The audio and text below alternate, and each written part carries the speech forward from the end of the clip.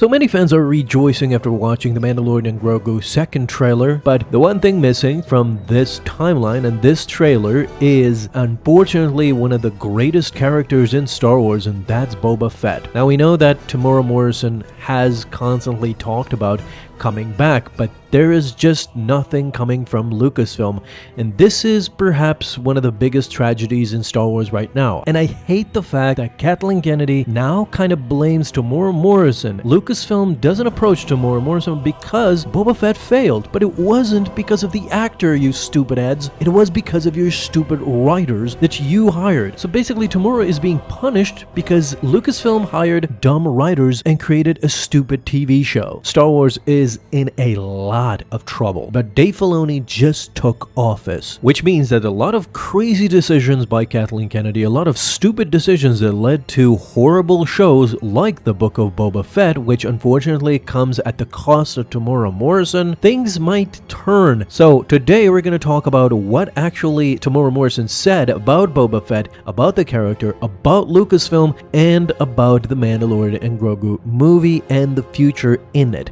So first, we need to talk about the Book of Boba Fett. Temuera Morrison and Daniel Logan together talked about coming back as Boba Fett, but after 21 and 22, simply Temuera Morrison has just vanished. And this is unfortunate with characters and actors like John Boyega. Also, you see, just like Finn and just like Boba Fett, they were completely failed by Star Wars. In the sequel trilogy, Finn was done dirty. He was a great character that was perceived to be so even by the initial trailers of The Force Awakens. And ever since his great debut in The Force Awakens, he was constantly failed. In The Last Jedi, he was just a nothing character, and of course in The Rise of Skywalker, it fell even worse.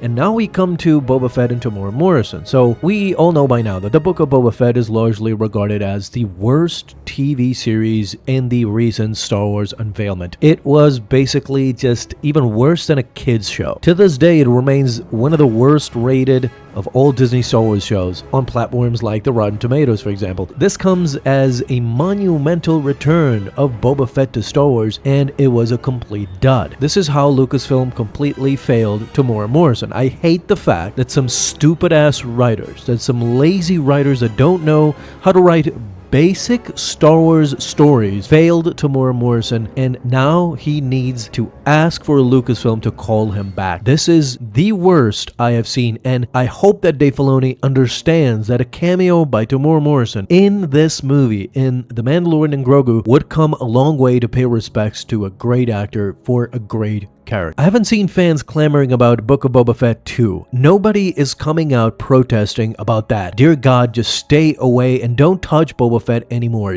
With that series, he was kind of ruined. But at the very least, do we want to see Boba Fett? Yes, we do. He was intimately involved in the Mandalorian previous seasons. In Season 2 in the Book of Boba Fett, we have Mandalorian and Din Djarin and Boba Fett with Grogu together. So the timeline fits. Boba Fett not being in this movie is a hindrance, that's for sure. When you see headlines like this, like from Variety, Boba Fett actor Temuera Morrison tells Star Wars fans to reach out to Lucasfilm about his return. All you need to send is a letter or an email. So he's basically talking to the fans and begging to come back as Boba Fett. This actor, this legendary actor that is a pillar in the Star Wars community, needs to beg fans for Lucasfilm to call him back. This is a travesty, and the movie coming should reflect that. And this is why essentially I'm making this video, because it is really bad that Temuera Morrison needs to say this. He needs to be in this movie.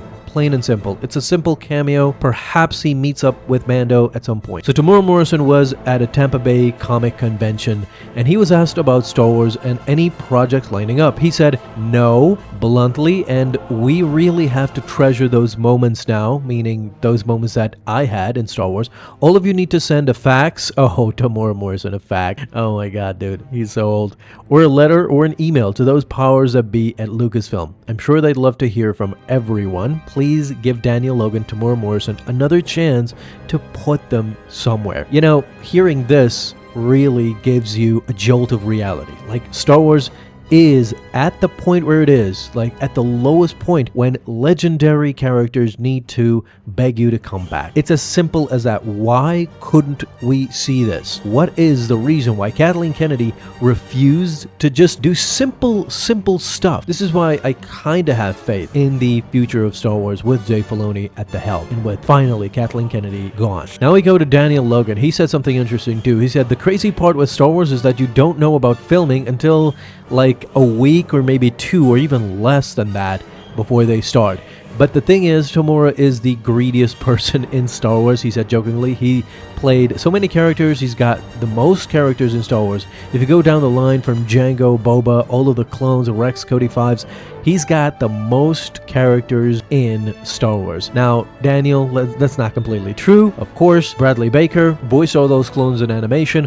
What he did, he played Jango and Boba, yes, but, you know, he played Cody, and I think that was it. There's plenty of opportunities going around, said Logan, especially for this guy, especially for this era of Star Wars like Ahsoka, and all this stuff set after Return of the Jedi. And unfortunately, as we said, this is a reoccurring theme in Star Wars. There's constantly disappointments from great characters and great actors like Adam Driver, who actually wanted to do and was ready to do a Return of Ben Solo movie, and it was scrapped last minute. The script was done. We also talked about John Boyega. If you honestly talk to John Boyega, he is constantly displaying a clear passion and love for Star Wars. He constantly talks about borrowing several things from the sets, enough that he joked about having an entire Star Wars museum at his house. This is very notable because John Boyega has often been seen as hating Star Wars, but it's clear that he just hates the way Finn was portrayed and was done dirty. We all know it by now. And similarly, we're going to Temuera Morrison and Boba Fett. Like, there are characters that are great characters that are treated terribly. And I don't want to go to the fact that Rey is treated still like a premium character. Nobody cares about Rey. And even if you do a new movie about Rey, I don't think anybody really is going to go to that. But if you do a Return of Ben Solo, that could be a hit. If Boba Fett comes back to the screen, that's a great thing for Star Wars. It's frustrating to say this, but just take care of the fundamentals. Why can't Star Wars do this?